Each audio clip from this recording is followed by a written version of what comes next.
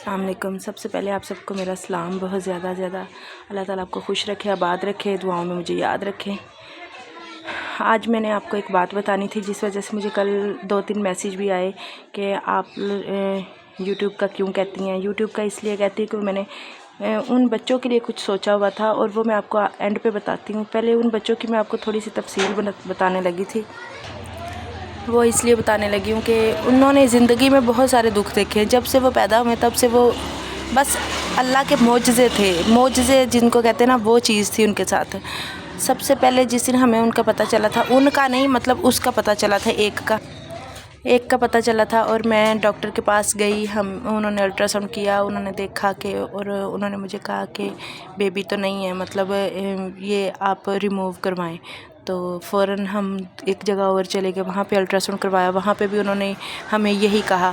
और जब हम घर वापस आने लगे तो मैंने इनके पापा को कहा कि एक दफ़ा मेरे कहने पे वो एक और डॉक्टर है, क्लिनिक है जहाँ पे हम शुरू से ज़ैन की दफ़ा जाते थे, वहाँ पे लेके चले। और 2-3 घंटों में हमने 3 अल्ट्रासाउंड करवाए। और जब वहाँ पे गए तो मैंने उनको कुछ नहीं बताया कि हम कहाँ से आए। मैंने सीधा उनको यही कहा कि बस अल्ट्रासाउंड करवाना। उन्होंने अल्ट्रासाउंड किया तो उन्होंने साथ ही मुझे कहा, जी बेबी की धड़कन चल रही है और आप ये 15 दिन मेडिसिन खाएं और फिर उसके बाद आप मेरे पास आइएगा। फिर मैंने उनको सारी तफसील बताई कि इस तरह हम 2 क्लिनिक से वापस आए। तो वो बड़ी हैरान हुई और मुझे कहने लगी, जब वो कौन सी पागल थी जिन्होंने आपको ये चीज़ कही, क्योंकि अल्ट्रासाउंड की मशीन में तो एक सेकंड 1 मिनट आ जाता है। तो उसके बाद हम वापस आए बाहर। इनके पापा को मैंने बताया, मैंने कहा उन्होंने ये मेडिसिन दी है और ये ऐसे कहा। जब हम घर आए, घर आने के बाद वो वैसी रेगुलर मेडिसिन चलती रही। तो 15 दिन के बाद जब हम दोबारा गए, हमें ये था कि पता नहीं अब क्या होगा क्या नहीं। तो उस वक्त अभी फ़िलहाल एक बेबी की धड़कन आई थी सामने, और दूसरे का तो हमें पता भी नहीं था, गुमान में भी नहीं था। और जब हम वापस उनके पास गए 15 दिन के बाद, तो जब उन्होंने दोबारा अल्ट्रासाउंड किया तो वो एकदम से ना, सारी हिस्ट्री उनको बताने की ज़रूरत नहीं होती, वो तो कागज़ों पे लिखा होता है। तो जब वो दोबारा उन्होंने अल्ट्रासाउंड किया तो हमने उनकी तरफ देखा तो उन्होंने मुझे कुछ नहीं कहा और एकदम से मुझे कहने लगी, ये देखें दूसरे बेबी भी सामने आ गया है। तो मैं उनका मुंह देखते रह गई। मैंने कहा क्या? कहने लगी, ये दूसरा बेबी भी सामने आ गया। और मेरे ज़हन और गुमान में भी नहीं। और मैं बड़ी परेशान कि पता नहीं पहले का क्या बताएंगे, मतलब ये दूसरा मुझे कह रही है, ये क्या कह रही हैं। तो उन्होंने अपना पूरा कैमरा जो स्क्रीन थी मेरी तरफ घुमा के मुझे दिखाया और मैं बड़ी परेशान, मैं खुशी का तो मुझे समझ ही नहीं आई, मैं बड़ी परेशान हो गई। जब मैं उनके पास आई और मैं बाहर आई, उनके पापा मुझे देख रहे थे कि इतनी परेशान सी बाहर आई है, पता नहीं क्या बताया उन्होंने कि बेबी ठीक भी है कि नहीं, तो क्या मसला है। तो पूरे रास्ते मैं रोते आए। हम घर आए तो वो मुझे पूछते रहे, बाइक भी रोकी, मैंने कुछ नहीं बताया, मेरे से बताया ही नहीं गया। वो इतना खूबसूरत एक एहसास सा था जो मुझसे उनको बताया ही नहीं गया। और जब हम अपनी खाला की तरफ आए तो उन्होंने मुझे उतारा बाइक से, तो मुझे कहने लगे, आंटी ने पूछा ये रो क्यों रही है? कहने लगे मुझे नहीं पता ये कब से रोई जा रही है, तो आप खुद इनसे पूछें। और मैं इतना रोई, मैं ऐसे चीखे मार के रोई और मुझे समझ ना आए कि मैं उनको बताऊं क्या। तो मैंने कागज़ उनको दिखाए तो आंटी मेरी एकदम से कहने लगी, सानू इन्हां दा की पता कि विच लिखा है, सानू मूँह नाल दस की है, कोई परेशानी वाली गल है। जब मैंने उनको बताया, मैंने कहा नहीं है, हम तो एक बच्चे के लिए परेशान थे, तो आज डॉक्टर ने मुझे बताया ये 2 बच्चे हैं, मतलब ट्विन्स हैं। तो सब एकदम, आंटी मेरी से कोई बात ही नहीं उनके मुंह से निकली, वो ऊंची खुद रोने लग गई मेरे साथ। और इतना रोए वो इतना खूबसूरत सा एक पल था कि वो पल वापस कभी ज़िंदगी में आ नहीं सकता दोबारा, कि वो एहसास, वो चीज़ नहीं आ सकती जो समर रजब की वजह से थी।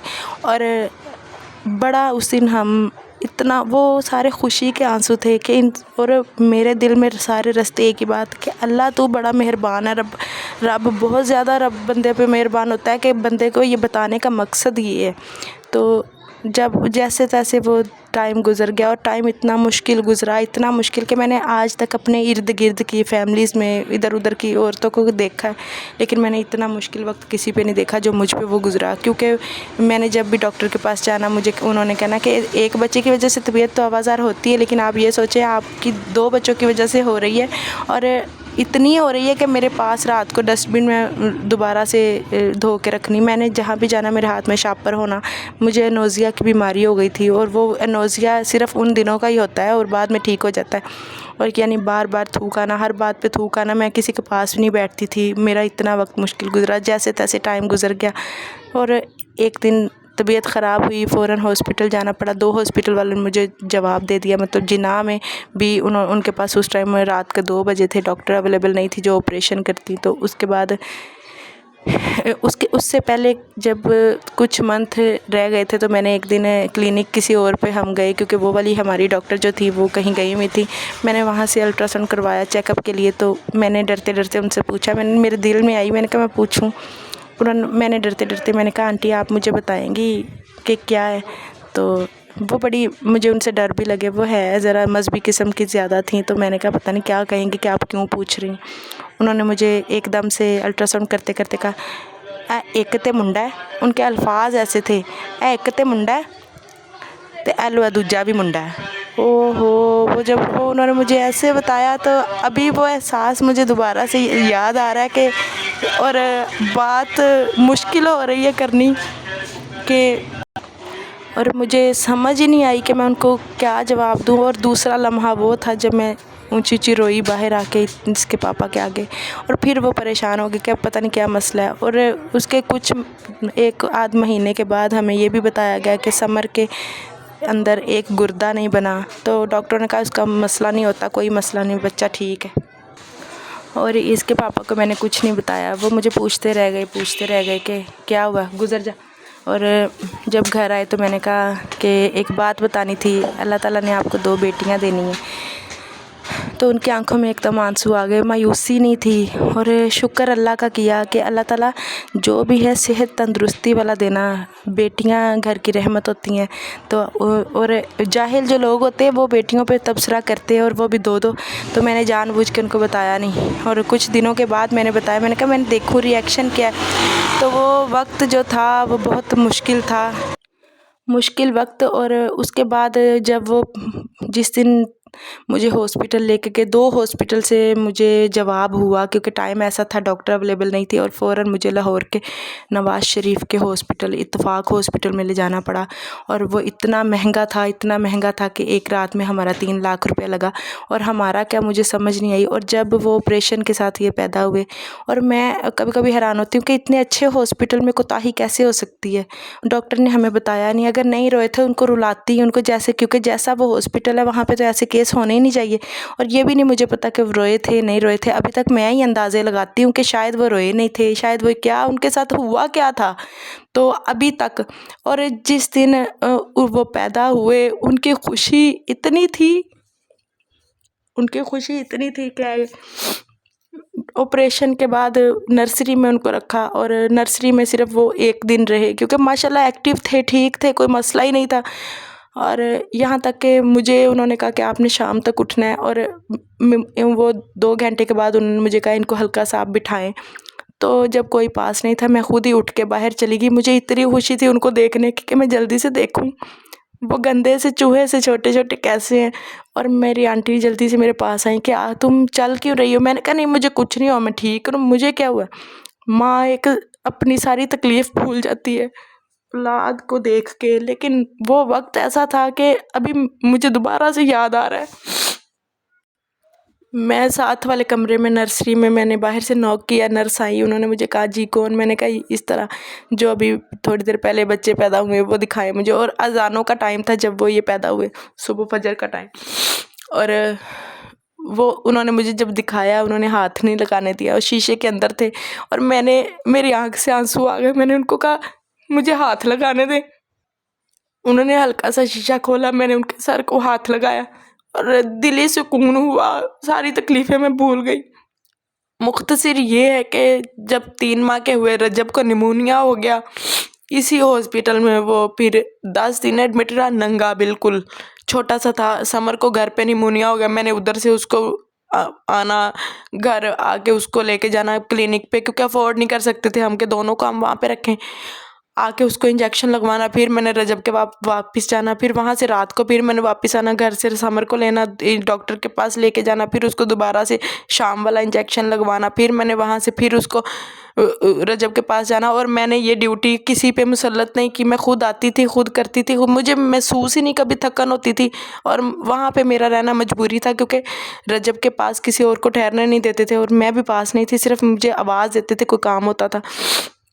बस ऐसे ऐसे फिर एक दफ़ा टीके उनके भूल गए, जो पैदाइशी टीके, वो इतने बड़े हो गए, हमें का ये लगा कि ये इनको हो गया वो टीबी की शिकायत ना हो जाए। वो डॉक्टर ने उनको 3 माह टेस्टों के बाद एहतियातन कोर्स करवाया कि कहीं अंदर को मसला ना हो। वो भी क्लियर हो गया माशाल्लाह, कोई मसला नहीं था, टेस्ट क्लियर आए थे।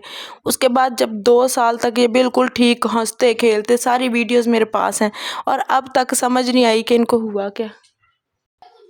और 2 साल के बाद ये आहिस्ता से सब कुछ छोड़ गए, वो भूलना शुरू हो गए। जब चेक करवाया, टेस्ट करवाया, उन्होंने कहा ये कज़न मैरिज की वजह से ये इनका दिमाग में कोई ना मसला हो गया, दिमाग का कोई हिस्सा डैमेज हो गया। और अब तक हमें समझ नहीं है। और 2 साल आहिस्ता आहिस्ता वो सारा कुछ, और बड़े मायूस हो जाते थे कि चीज़ें सामने पड़ी होती थी, उनको हाथ नहीं लगा सकते थे, चीज़ें अपना हाथ अपने ख़ारिश के लिए नहीं उठा सकते थे, अपने मुंह को लगाने के लिए नहीं। आहिस्ता आहिस्ता सब छोड़ गए, कंडीशन आप सबके सामने। तब बाकी मैं आपको बताती रहती हूँ साथ ही कि हुआ क्या था, और ये सारी अजियतें। और जब से वो 2 साल बीमार रहे, किसी ने उनको हाथ नहीं लगाया, कोई अपना बंदा हाथ नहीं लगाता था। और ये थी कि वो तकलीफ़ जो मुझे आज तक अंदर से निचोड़ती है कि हाँ, वो उनको मसला ऐसा नहीं था कि उनको उनकी नाक बहती हो, उनके कान से रेशा, उनके मुंह से रेशा हो, कुछ ऐसा मसला नहीं था। मैं खुद को अपने आप को संवारती नहीं थी, उनको संवारने में सारा दिन लगी रहती थी। और मैंने आज तक 2 साल घर में रोटियां नहीं पकाई, मैंने सिर्फ उन पे ध्यान दिया। मैंने कहा खाना पका लेती थी बस मैं, रोटियां हमारी बाज़ार से। और कभी अल्लाह के बंदे ने मुझे गुस्से से नहीं कहा था कि तुम क्यों नहीं पकाती, क्योंकि उनको पता था कि मैं सारा दिन उनके साथ लगी रहती हूँ, ना भी एक टाइम पकेगी तो कोई मसला नहीं है, और अल्लाह ताला ने इस चीज़ का भी अजर देना है। और ये सारी बात बताने का मकसद ये है कि मैं बातें करती रहूँ, सारा दिन करती रहूँ, कोई समझ नहीं आती टाइम कैसे गुजर जाता है। और ये व्लॉग भी आज शायद लंबा हो जाए, आप सबको सुनने में अजियत होती है, लेकिन ये है कि वो बहुत से खूबसूरत दिल है जो मेरे बच्चों की बातें सुनते हैं। और वो इनको मैं इसलिए सपोर्ट करने का कहती हूँ, इनको याद करने का कहती हूँ कि मेरा दिल करता है कि इनको ये सारी ज़िंदगी समर और रजब का नाम जो है दुनिया की नज़रों में रहे, बातों में रहे, कभी भूले ना। क्योंकि उन्होंने जो ज़िंदगी में प्यार नहीं लिया वो उनको बाद में मिल रहा है, और हमेशा मिलेगा, ये मेरा दिल मानता है। और मेरे दिल की ये ख्वाहिश है कि मेरे हालात नहीं है, हम कभी ये होता है कि एक टाइम का खाना अपने भाइयों के घर खाते हैं, अल्लाह हालात बेहतर करेगा, और कभी इतना अच्छा होता है कि हम बाहर से खाते हैं। सारी ज़िंदगी ऐसे ही हालात चलते हैं, लेकिन मेरी एक रब पे यकीन है, मेरा उम्मीद है मेरी कि हमारे हालात कभी अल्लाह बेहतर करेगा। और उन हालात में मैं अपने बच्चों के नाम, चाहे 1 मरला हो चाहे 1.5 मरला हो, छोटी सी मस्जिद उनके नाम की मैंने सोची है। और जहाँ पे लोग नमाज़ पढ़े, बच्चे कुरान पढ़े, और उनको एहसाले सवाब सारी ज़िंदगी मिलता रहे। एहसाले सवाब के लिए हम सारी ज़िंदगी अपने जाने वालों को कभी भी नहीं बख्श सकते, क्योंकि कभी ना कभी हमने भी चले जाना, हमारे बाद कोई नहीं बख्शेगा उनको। और वो चीज़ ऐसी है जहाँ पे उनको सारी ज़िंदगी सुकून मिलेगा। और मेरे बच्चे जितनी तकलीफ़ काट के गए हैं, उनको उस तकलीफ़ से निकालने का एक ही हल है कि मैं चाहती हूँ कि मेरे यूट्यूब पे भी आप सपोर्ट करें। टिकटॉक पे तो आप करते हैं, लेकिन इस पे भी आप फॉलोअर्स जब मुकम्मल हो जाएंगे, कोई इनकम आएगी, और उस इनकम में से अल्लाह ताला इस तरफ हमारे हालात बेहतर करेगा इंशाल्लाह। ये मेरा यकीन है। और आप सब ने बहुत ज़्यादा साथ दिया, और मज़ीद आगे भी देंगे। और ये कोई लालच नहीं है, कोई कुछ नहीं है, सिर्फ रब के घर की एक बुनियाद है जो कि मैं रखूँगी ज़रूर। कभी ज़िंदगी ने मौका दिया तो रखूँगी। अल्लाह ने कहा कि मांगो मुझसे, खुल के मांगो, देने वाला मैं हूँ। और मैं ऐसों को दे देता हूँ जिसकी मुझे उम्मीद भी नहीं है। और अल्लाह ताला के घर उम्मीद मुझे शुरू से ही है। रब ने ये बात सारी बताने का मकसद ये है कि जो बच्चे जिनका नामो निशान मैं ख़त्म करवाने जा रही थी डॉक्टर के कहने पे, वो 1 नहीं 2 निकले, 2 से वो ठीक हो गए, बाद में 2 पैदा हुए, बाद में वो बेटे थे। तो ये सारी चीज़ें मौजज़ों से कम तो नहीं है मेरे लिए, तो इसलिए मुझे भूलना। और उन बच्चों ने मुझसे जितना प्यार लिया है, शायद ही किसी माँ ने अपने बच्चों के साथ प्यार किया। माएँ सब प्यार करती, लेकिन उन बच्चों दोनों ने जो प्यार मुझसे लिया अभी भी मुझे याद आते हैं तो जान निकल जाती है। मैं उनको ज़्यादा याद नहीं करती, अब कोशिश करती हूँ कम याद करूँ। ऐसे ज़िंदगी चलती है, ऐसे ज़िंदगी के दस्तूर चलते हैं। बस ये है कि अल्लाह ताला सबके हालात बेहतर करे, सबकी दुआएं कबूल करे, परेशानियां ख़त्म करे। और मुझे उम्मीद है कि मेरा रब मुझे मायूस नहीं होने देगा। और सिर्फ ये इसको चलाने का मकसद ये था कि ये चैनल मैंने उनके नाम से बनाया था, और उनके नाम से जो भी इसमें सबको पता है, ये मैं जानबूझ के नहीं बता रही, सबको पता है इसमें से जब ये ठीक चैनल चलता है तो इसकी इनकम आती है, और इसमें से जो भी इनकम आई वो उनके नाम की, और वो मैं अल्लाह की राह पे ख़र्च करूँगी। और उम्मीद है मुझे कि वो वक्त बहुत जल्द आएगा, इंशाल्लाह ज़रूर आएगा। आमीन। आप सबकी दुआएं जो मेरे साथ हैं, रब मुझे डोलने कभी भी नहीं देगा। और दुआएं जो है बहुत ज़्यादा असर करती हैं, और मुझे पता है कि मेरे साथ किन किन इंसानों की दुआएं, सबसे ख़ास दुआ जो है मेरी माँ के बाद मेरी नानी की है, जो कि मेरी नानी अम्मा ने एक कहा था, तेनू अल्लाह ने बड़ा कुछ देना है, तेनू तो अल्लाह ने दिता भी बड़ा, अल्लाह ने बस अल्लाह ने जो ये खुशी मुझसे हज़म नहीं हो रही थी वो अल्लाह ने ले ली वापस। वो इतने मासूम थे, उन पे ऐसे ही प्यार आता था। रास्ते से हम गुजरते थे, लोग रोक के कहते थे बच्चे क्या हुआ, इतने प्यारे बच्चे। लेकिन अपनों को प्यार नहीं आया कभी। अपनों में बहुत ज़्यादा आते हैं अपने, लेकिन मैं नाम नहीं लेना चाहती ना, मैं कहती बस ठीक है, कोई जिक्र नहीं करता, कोई कुछ नहीं, लेकिन मेरा दिल जानता कि मैं जिक्र करती हूँ। मैं 24 घंटे दिल में उनको याद करती हूँ, हर टाइम मैं उनकी बातें सोचती हूँ। और मेरे अब तो मेरे ज़हन और रबीहा भी इतने वाकिफ़ हो गए कि उनका जिक्र मेरे सामने नहीं करते कि 1 मिनट से पहले हमारी माँ की आंखों में आंसू आ जाएंगे। बस दुआओं में मुझे याद रखें, वीडियो को लाइक करें, शेयर करें, और इस वीडियो को ज़रूर फॉलो करें। अल्लाह हाफिज़।